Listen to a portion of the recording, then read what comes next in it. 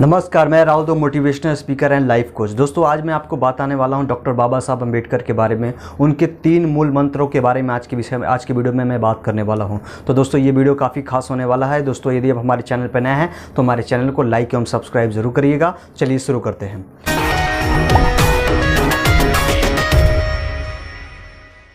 दोस्तों, बाबा साहब अम्बेडकर ने 3 मूल मंत्र दिया। पहला क्या दिया? शिक्षित बनो। दूसरा दिया संगठित रहो। तीसरा दिया संघर्ष करो।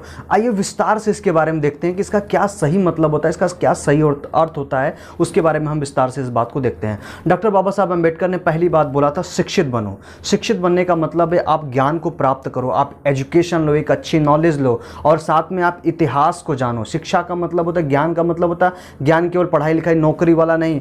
ज्ञान का मतलब होता है आप ज्ञानी बनो, आप इतिहास को जानो, जो आपका इतिहास, आपके महापुरुषों के बलिदान को समझो, उसको पढ़ो, उसको जानो। क्योंकि बाबा साहब ने कहा है जो समाज अपने इतिहास को नहीं जानता है वो इतिहास कभी बना नहीं सकता। इसलिए सबसे ज्यादा जरूरी है आप अपने इतिहास को पढ़िए।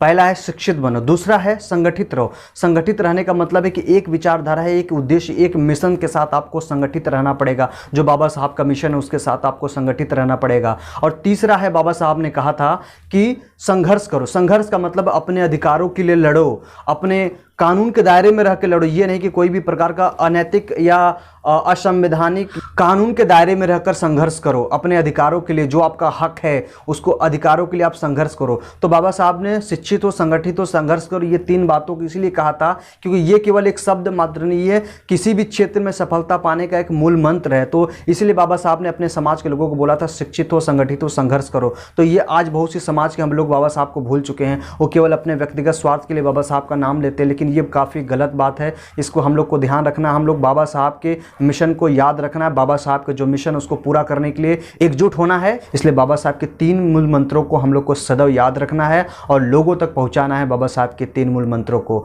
तो दोस्तों, उम्मीद करता हूं आपको ये वीडियो पसंद आया होगा। यदि पसंद आया तो हमारे चैनल को सब्सक्राइब जरूर करिएगा।